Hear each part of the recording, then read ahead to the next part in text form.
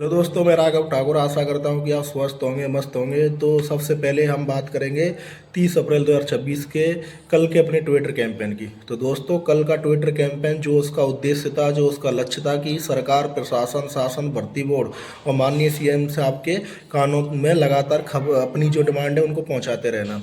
तो कल हमारा उद्देश्य पूरा हुआ है। जो हम 3 डिमांड हैं उनको लगातार उठाते आ रहे हैं और शासन, प्रशासन, भर्ती बोर्ड, माननीय सीएम साहब इनके कानों तक बात पहुंचा रहे हैं। तो वो कल भी पहुंची है और यही हमारा लक्ष्य था, यही उद्देश्य था। बाकी कुछ लोग साथी ये कह रहे थे कि कल हमारे ट्वीट बहुत कम शो हुए हैं, तो उससे कोई फ़र्क नहीं पड़ता है। ये सोशल ऐप है, इसमें कोई ना कोई दिक्कत हो जाती है, तो ये भी एक रीज़न रहा होगा कि कम शो हुए। नहीं, बाकी बहुत ज़्यादा ट्वीट और वगैरह हुए हैं, पोस्ट बहुत ज़्यादा हुई हैं। सभी लोगों ने एकजुटता दिखाते हुए काफ़ी मेहनत करी है। उन सभी को मैं धन्यवाद भी देना चाहता हूँ कि आपने बहुत ज़्यादा मेहनत करी है, आप लगातार मेहनत करते आ रहे हैं, आगे भी ऐसे ही मेहनत करते रहें। अब साथियों, हम रिजल्ट के ऊपर बात करते हैं।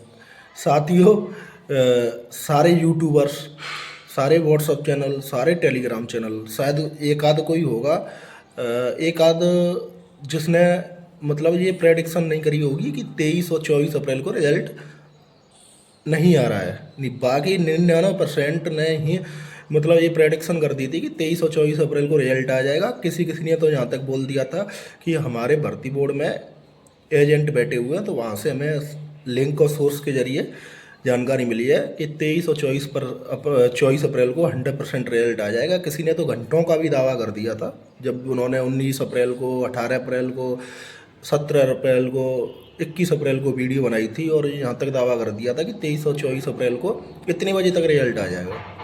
मैं ही एक सिंगल व्यक्ति था जिसने कहा था कि 23-24 अप्रैल को रिजल्ट नहीं आएगा। 23 और 24 अप्रैल तो छोड़ो, पूरे अप्रैल में रिजल्ट नहीं आएगा।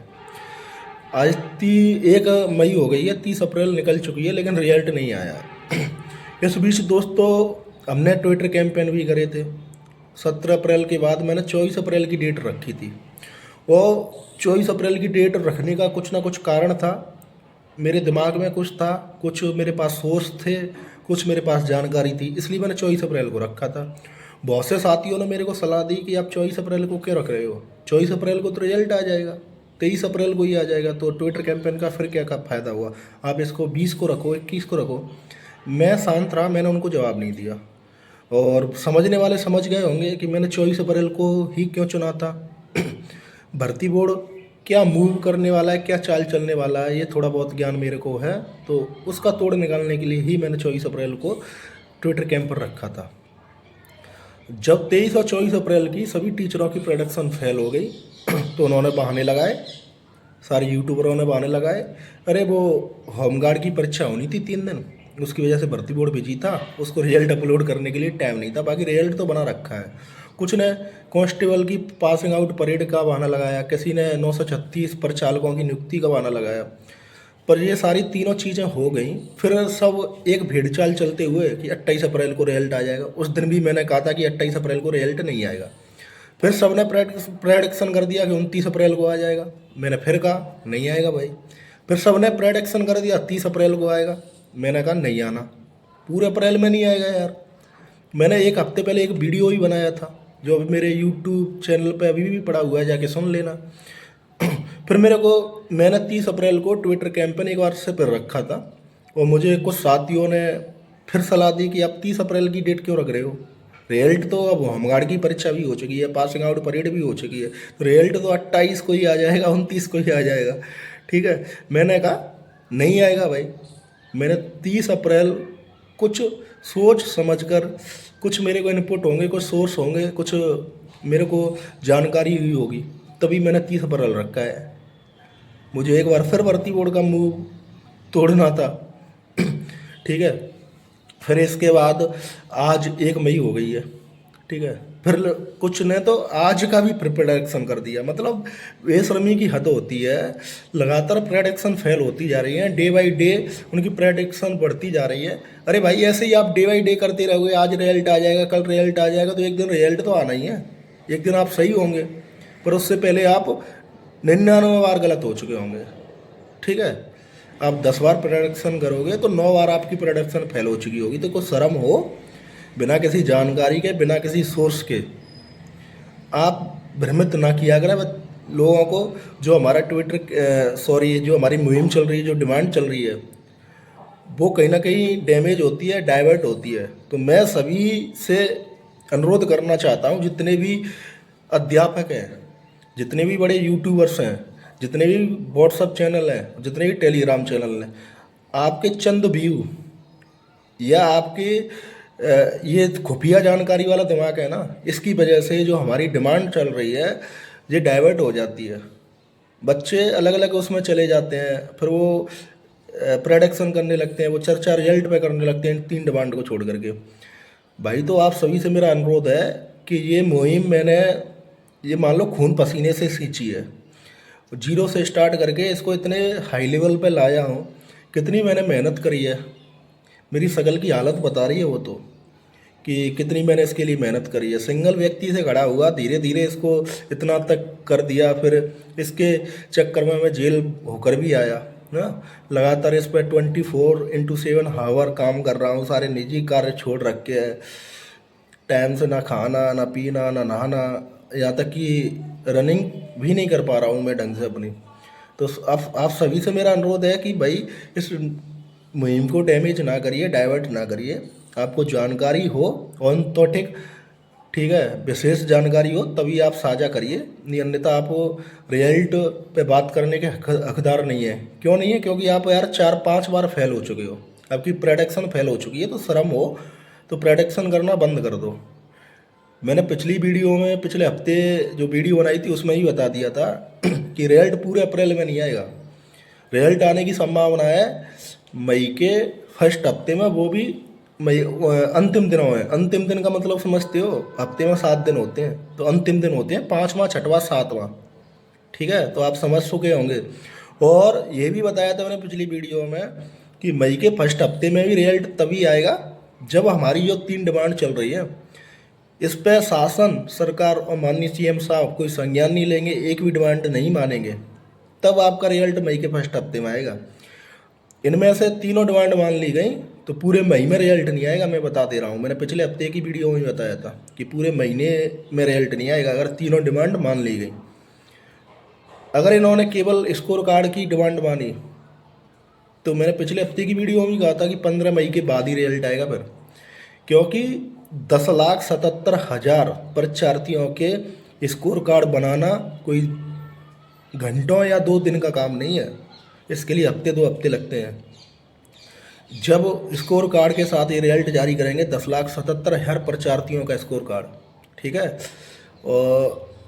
और उनकी लिस्ट, तो भाई साहब आपको पता है, इतने तो समझदार हैं, इतने मैच्योर हैं, तो टाइम लगेगा। तो फिर 15 मई के बाद ही रिजल्ट आएगा।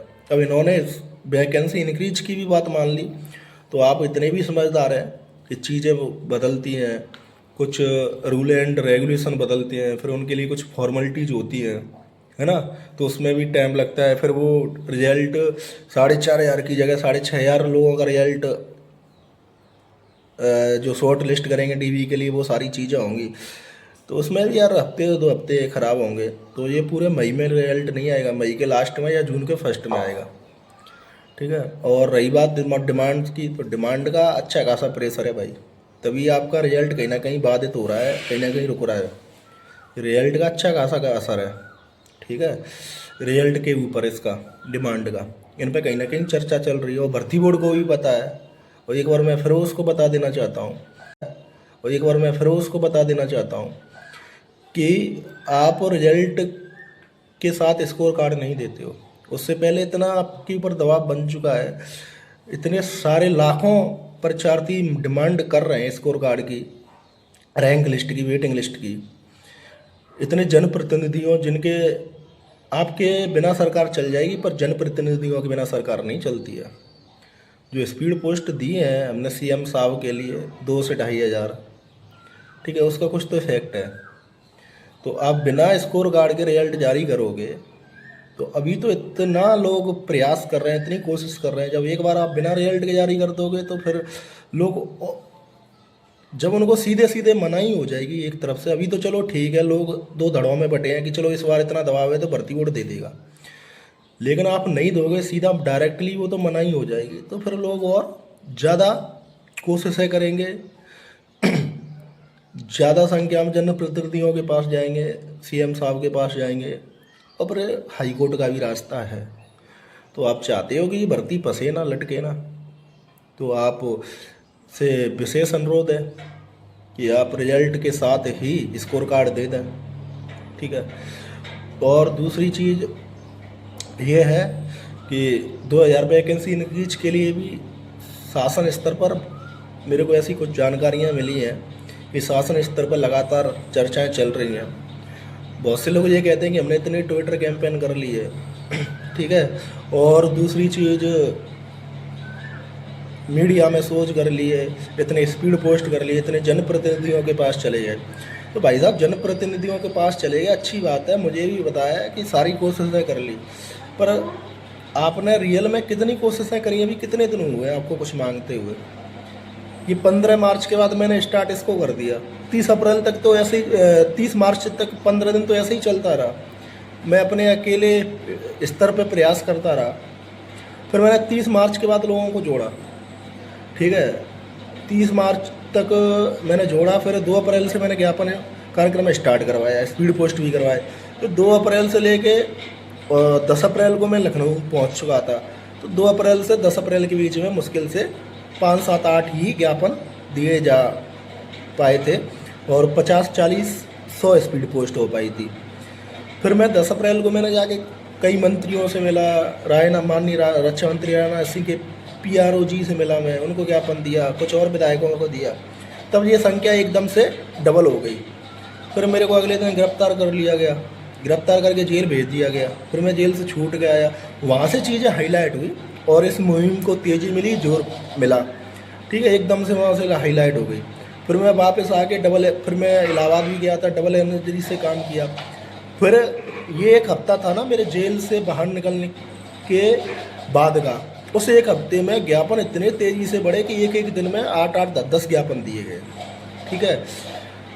तो ये 13 अप्रैल के बाद की बात है। तो आज 1 मई है, तो 13 अप्रैल से 1 मई के बीच में कितने दिन होते हैं? 17-18 दिन। तो आपने अभी 17-18 दिन रियल मेहनत करी है। तो 17-18 दिन में कोई गवर्नमेंट शासन थोड़ी मान लेगा, क्योंकि इन 17-18 दिन में बाबा जी फ्री तो रहे नहीं हैं। वो बंगाल चुनाव में भी बिजी थे, लखनऊ में बहुत कम बैठे, पासिंग आउट परेड कार्यक्रम में भाग लिया उन्होंने, प्रचालकों के नियुक्ति पत्र में भाग लिया, तो उनके पास इतना समय नहीं था। और जो हमारे जनप्रतिनिधि थे, जिनको हमारे द्वारा ज्ञापन दिया गया था, वो मिल कहाँ पाए थे बाबा जी से? जो शुरुआत में उन्होंने मिल, तो वो खैर 8-10 अप्रैल से ही रहे बाबा जी, पर उनमें से केवल एक ही हमारे जनप्रतिनिधि थे, जेवर वाले विधायक ठाकुर धीरेन्द्र सिंह, वही केवल मिले थे। बाकी जो अन्य जनप्रतिनिधि मिले थे उनमें से किसी को हमने ज्ञापन नहीं दिया था। तो उन्होंने भी मतलब सही रिएक्ट दिया था जब हमने उनसे पूछा था ट्विटर पे, और योगेंद्र सोलंकी ने उनको टैग करते हुए, तो उन्होंने उनको जो रिप्लाई दिया था कि आप घबराए मत, सारी चीज़ें सही हैं। फिर एक हमारा उद्धव है कानपुर वाला, उसने इंस्टाग्राम पे उनको मैसेज किया, तो रिप्लाई आया कि सब बढ़िया है, आप टेंशन ना लीजिए। लेकिन मैं धीरेन्द्र सिंह ठाकुर जी के जो एफर्ट है, हाँ, हालांकि उन्होंने बात करी होगी, मैं नहीं ये कहता कि नहीं बात करी होगी, पर शायद उनकी बातों को सरकार ने नहीं माना है। नहीं, वो तो 15 दिन पहले मिल लिए थे, अगर माना होता तो अब तक कुछ ना कुछ रिप्लाई आ गया था। लेकिन सबसे पॉजिटिव चीज़ कल हुई है हमारे साथ। जो डॉक्टर धर्मपाल सिंह है, एतमादपुर आगरा विधानसभा क्षेत्र के विधायक, उनको 2 बार ज्ञापन दिया गया था। एक बार कुछ लड़कों ने उनको रोड पे चलते हुए रोक करके ज्ञापन दिया था। फिर उसके बाद एक सूरज उपाध्याय और मनीष उपाध्याय आगरा के भाई है, उन्होंने उनके आवास पे जाकर ज्ञापन दिया था। उन्होंने मुझे भी कॉल पे बात कराई थी। डॉक्टर धर्मपाल जी ने मेरी बातों को सुनते हुए बड़ा इंटरेस्ट दिखाया, और इंटरेस्ट बढ़ा तो उन्होंने फिर मेरे को एक एक पॉइंट पे डिस्कस किया। 8 से 10 मिनट की बात हुई थी, मैंने उनको पूरा क्लियरली एक एक पॉइंट पे सारा चीज़ समझा दी थी।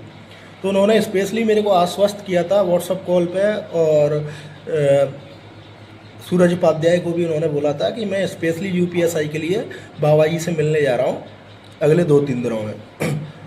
ये लास्ट फ्राइडे की बात है। हालांकि उनको मिलते मिलते कल मिल पाए, 8 दिन हो गए। उसका रीज़न था कि बाबा जी इस बीच 2-3 बार बंगाल चले गए। पासिंग आउट परेड के नियुक्ति पत्र भी दिए उन्होंने, और 336 परिचालकों को भी नियुक्ति पत्र दिया, तो वो 4-5 दिन बिजी थे। हालांकि वो कल मिल लिए हैं, और वो स्पेशली यूपीएसआई के लिए मिलने गए थे।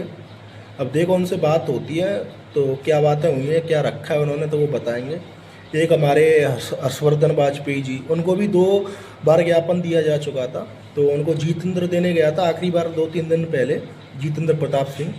तो विधायक जी ने पूर्णतः आश्वस्त करते हुए कहा था कि मैं यूपीएसआई के लिए स्पेशली महाराज जी से बात करने जा रहा हूँ, 2 दिन में जा रहा हूँ। उन्होंने अपना वायदा निभाते हुए दूसरे दिन तीसरे दिन तो मुलाकात कर लिया, और उन्होंने खुद 2 नंबर मांगे थे। एक जितेंद्र ने अपना दिया, एक मेरा दिया था। तो उन्होंने यहाँ तक कहा था कि मैं खुद अपडेट दूंगा आप लोगों को, जब महाराज जी से बात हो जाए। तो अब देखो विधायक जी हैं, विधानसभा सत्र भी शुरू हो चुका है, कुछ व्यस्तताएं होती हैं, जैसे ही फ्री होते हैं वो कुछ ना कुछ बड़ी अपनी देते हुए दिखाई देंगे। प्रवीण पटेल जी थे, देवेंद्र राजपूत कासगंज वाले विधायक, उनको भी ज्ञापन दिया था, तो ये भी कल मिले हैं, ठीक है। और आपके डॉक्टर राजकुमार साहब का बात कर ले, सांसद जी हैं, आरजेडी पार्टी के, उनको कल लड़की अदालत की उसने जाके ज्ञापन दिया था, उन्होंने लेटर भेज दिया था योगी जी के लिए, और केसों पर उन्होंने पोस्ट से ये जानकारी भी दी थी। लेकिन कल्पना ने उसके पीआरओ के साहब हैं, उनसे लगातार संपर्क अभी भी बनाए हुए हैं, लगातार दबाव दे रही है कि लेटर भेजिए, बहुत अच्छी बात है, लेकिन आप एक बार फिजिकली महाराज जी से जाकर मिल जाए, हमारी बात रखें। तो वो लड़की लगातार वो करती रही, मेरी तरफ से बोलता रहा, मैंने व्हाट्सएप पे अपन उनको पहुंचाया। तो आखिरकार डॉक्टर राजकुमार सांगवान जी और महाराज जी से मिल लिया। ऐसा नहीं है कि उन्होंने बहुत सारे मुद्दों के लिए प्रतिनिधि, ऐसा नहीं है स्पेशली यूपीएसआई के लिए मिले, पर फिर भी उन्होंने जरूर कुछ ना कुछ बात रखी होगी। तो मुझे सबसे ज्यादा उम्मीद है हर्षवर्धन वाजपेयी जी और डॉक्टर धर्मपाल सिंह जी की मुलाकात से है, क्योंकि ये खुद कह के गए थे कि हम स्पेशली यूपीएसआई के लिए मिलने वाले हैं। हर्षवर्धन वाजपेयी और डॉक्टर धर्मपाल जी का जो मिले हैं, उन समय बहुत बड़ा प्रयास रहा है। उन्होंने पर्सनली तौर पर जिम्मेदारी लेते हुए और एक इलेक्शन की कुछ तरीके से मांग रखी थी। डॉक्टर महेंद्र सिंह ठाकुर थे, संजय सर के विधायक मंजू श्रीवास्तव, श्रीमती मंजू श्रीवास्तव, मोदी नगर की डॉक्टर धर्मपाल, हर्षवर्धन वाजपेयी थे। तो ऐसे तमाम कुछ चुनिंदा विधायक थे जिन्होंने पिछले 3 साल से रिलैक्सेशन के लिए बहुत अच्छा काम किया है। तो हर्षवर्धन वाजपेयी और डॉक्टर धर्मपाल सिंह जी, इन दोनों पर मेरे को पूरा भरोसा है कि ये स्पेशली यूपीएसआई के लिए मिले हैं, और आप सबके लिए पॉजिटिव कुछ निकल के आने वाला है। तो आप इस मुहिम में सबसे इम्पोर्टेंट चीज मेरे लिए ट्विटर कैंपेन को एक एक्टिवनेस बनाए रखने के लिए और सरकार तक मैसेज पहुंचाने रहने के लिए कि हाँ हम एक्टिव हैं और लगातार इस मुहिम को मांग रहे हैं, चला रहे हैं। तो ये फील होता है गवर्नमेंट शासन को कि ये एक्टिवनेस खत्म हो गई है और ये एकजुट नहीं है। तो ये दबाव बनाने के लिए ट्विटर का वो मैसेज पहुंचाते रहने के लिए आज सबसे स्पीड पोस्ट और जनप्रतिनिधियों को ज्ञापन है, वो लोग आप लगातार करते रहिए, क्योंकि सरकार जनप्रतिनिधियों से ही चलती है और जनप्रतिनिधि बहुत इम्पोर्टेंट है, उनके बिना सरकार चल नहीं सकती है। जनप्रतिनिधियों के माननीय सीएम साहब नहीं सुनेंगे, इलेक्शन से पहले के टाइम में जनप्रतिनिधि नहीं सुना जाएगा ना, तो जनप्रतिनिधि सरकार छोड़ चले जाएंगे, दूसरे दलों में चले जाएंगे। ये बात को करनी चाहिए, लेकिन थोड़ी सी मैं आपको समझाने के उद्देश्य से थोड़ा बता दिया है। तो जनप्रतिनिधियों को बहुत ज्यादा इम्पोर्टेंट है, लगातार आपकी बात को सरकार तक पहुंचा रहे हैं, उन्हें कुछ मिल भी रहे हैं, जो नहीं मिल रहे हैं वो कम से कम लेटर तो पहुंचा ही रहे हैं ना। और बहुत से कहते हैं कि नहीं काम कर रहे हैं, तो यार अब तक कम से कम 20 लेटर तो मैं खुद ट्विटर आईडी से अपलोड कर चुका उनके, और मेरे व्हाट्सअप चैनल पे ही पड़े हुए हैं। आप अकाउंट को फॉलो करिए और जाके वहाँ देखिए कि जनप्रतिनिधियों ने लेटर दिए कि नहीं दिए बाबा जी को, और उसमें से बहुत सारे मिले भी हैं यार। तो आप पॉजिटिव रहिए, और जो लगातार जो जिन जिन क्षेत्रों में जिन जिन विधायकों को ज्ञापन नहीं दिया गया है, तो वहाँ जाकर आप व्यक्तिगत तौर पर उनसे समय संपर्क करें, समय लें और उनको ज्ञापन दें, क्योंकि आपको पता है कि महाराज जी लगातार विधायकों से, सांसदों से, जितने भी जनप्रतिनिधि हैं उनसे मिल रहे हैं। बाबा जी भी फ्री हो गए क्योंकि बंगाल चुनाव हो चुका है, पासिंग आउट परेड, नियुक्ति पत्र, सारे कार्यक्रम खत्म हो चुके हैं। विधानसभा सत्र चल रहा है, दिन में विधानसभा में रहेंगे, शाम को मुलाकातें होंगी। तो आप अपने अपने जनप्रतिनिधियों को ज्ञापन दे दें, और जिन जनप्रतिनिधियों को ज्ञापन नहीं दिया गया है वो एटलीस्ट उनको दें, और जिनको दिया जा चुका है वो उनसे फीडबैक लें कि भाई आपने महाराज जी से मुलाकात करी कि नहीं करी, आपने महाराज जी को लेटर भेजा कि नहीं भेजा, नहीं भेजा है तो आपने क्यों नहीं भेजा है, जाके भेजिए। तो महाराज जी से इसके लिए स्पेशली मुलाकात करिए। 16.5 लाख बच्चों का मामला है ये, 16.5 लाख इसमें प्रत्येक के घर में 5-6 सदस्य तो होते ही हैं, 5-6 वोटर तो होते ही हैं। अगर इसको गुणा कर दिया जाए 16.5 लाख का, तो लगभग 6 गुना 1 करोड़ बैठता है। तो 1 करोड़ वोटिंग बहुत होती है किसी भी सरकार के लिए, किसी भी दल के लिए। तो ये चीज़ें उनको समझाइए ना आप, ठीक है। और बाकी विधानसभा सत्र भी शुरू हो चुका है, तो जो विपक्ष वाले हैं उनको काफ़ी विधायकों को हमने दिया था, उनके प्रदेश अध्यक्ष को भी दे दिया था, उनके प्रवक्ताओं को भी दे दिया था, ठीक है। अतुल प्रधान सरदना वाले, जसराना वाले सचिन यादव, और आपके वो वहाँ से एमएलसी विधायक मान सिंह, नगीना वाले प्रयागराज के, और नगीना वाले मनोज पारस, ठीक है। और शिवलाल पाल प्रदेश अध्यक्ष को 2 बार दे दिया, राजेंद्र चौधरी इनके एमएलसी हैं और राष्ट्रीय प्रवक्ता हैं, उनको 2 बार दे दिया, मनोज यादव हैं इनके प्रवक्ता, राष्ट्रीय प्रवक्ता, उनको भी दे दिया। तो कितनी बार हमने इनको ज्ञापन दे दिया है, पर राष्ट्रीय अध्यक्ष और पूर्व मुख्यमंत्री माननीय अखिलेश यादव जी तक बात नहीं पहुंची। उन्होंने इसमें अभी तक ना ट्वीट किया है, ना ही पीसी करी है। तो अब विधानसभा सत्र भी शुरू होने वाला है, ठीक है। तो अतुल प्रधान और अमिताभ वाजपेयी जो आदर्श नगर कानपुर के हैं, सपा के विधायक, इन्होंने तो आश्वस्त किया था कि ये विधानसभा में मांग उठाएंगे भैया। तो इनसे जो भी सरदना के आसपास का है, जसराना के आसपास का है, और नगीना पारस, मनोज पारस हैं वहाँ के आसपास के हैं, ठीक है। और जो प्रदेश कार्य इनका राष्ट्रीय कार्यालय है लखनऊ के अंदर सपा का, वहाँ जो लखनऊ वाले हैं वो जाके इनके कार्यालय में जाए, सारे विधायक वगैरह वहीं मिल जाएंगे, क्योंकि विधानसभा सत्र शुरू हो चुका है। तो सारे लखनऊ में ही रहने वाले हैं और अपने पार्टी दफ्तर में ही रहेंगे। तो वहाँ जाके इनसे बोलिए, और माननीय राष्ट्रीय अध्यक्ष से भी कहिए कि आप विधानसभा में हमारा मामला उठाइए। आपको कोशिश तो करनी पड़ेगी भाई, बिना कोशिश के कुछ नहीं होने वाला। तो वीडियो काफ़ी लंबी खिंच चुकी है, और अगले ट्विटर कैंपेन की मैं फिर डेट दे दूंगा, और मैं कुछ अपने सोच समझ करके कि मुझे किस डे को रखना है, और जिससे जो आगे वाला है उसके मूव तो काटने हैं मेरे को ना, तो उसकी वजह से किस डेट को रखना है कुछ अपने सोर्स और इनपुट जानकारी के हिसाब से मैं रख दूंगा। आप लगातार एक्टिव रहिए, हार मानने की ज़रूरत नहीं है। वैसे हमारी तीनों डिमांड पूरी होंगी और रिजल्ट से इसको कोई इफेक्ट नहीं पड़ेगा। मान के चलो इन्होंने वैकेंसी इंक्रीज नहीं करी, कोई भी डिमांड नहीं मानी, तो फिर भी हम रिजल्ट के बाद भी score card, rank list, waiting list, इन 2 चीज़ों के लिए तो लड़ ही सकते हैं ना। लड़ाई ख़त्म थोड़ी हो जाएगी। चलो ठीक है, 2000 वैकेंसी इंक्रीज के लिए थोड़ी ठंडी पड़ जाएगी, लेकिन स्कोर कार्ड, रैंक लिस्ट और वेटिंग लिस्ट वो तो चलती रहेगी ना। वेटिंग लिस्ट से भी 400-500 सीटें खाली चली जाती है, तो 500 सीटों का फिर भी फ़ायदा होगा, 500 बच्चों को फिर भी फ़ायदा होगा। तो हमें ये लड़ाई जारी रखनी है कंटिन्यूस। ऐसा कुछ नहीं है कि रिजल्ट के बाद वैकेंसी नहीं बढ़ती है, एसएससी में बढ़ जाती हैं, पर एसएससी एक अलग विषय है, वहाँ पर कम भी हो जाती हैं। बढ़ तो जाती हैं लेकिन कम भी हो जाती है, पर लेकिन हम उसको पॉजिटिव में ही लेंगे ना, नेगेटिव में क्यों लें। हम तो बढ़ना देखेंगे, घटना थोड़ी देखेंगे। अभी देखो राजस्थान में L1 अध्यापक, उसके 2000 पद बढ़ गए हैं, जबकि एग्ज़ाम हो चुका है। अब संशोधित विज्ञप्ति आएगी भाई, उसमें 2000 पद बढ़ के आ जाएंगे, तभी रिजल्ट निकलेगा। यार हर स्टेट में, हर सेंटर में सारी चीज़ें होती हैं, तो उत्तर प्रदेश में क्यों नहीं हो सकती हैं।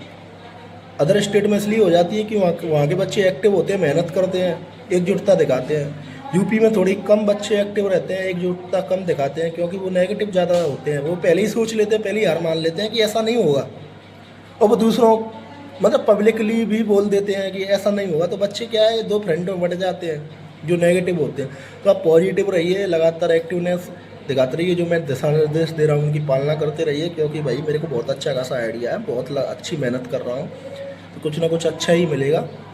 जय हिंद, जय भारत।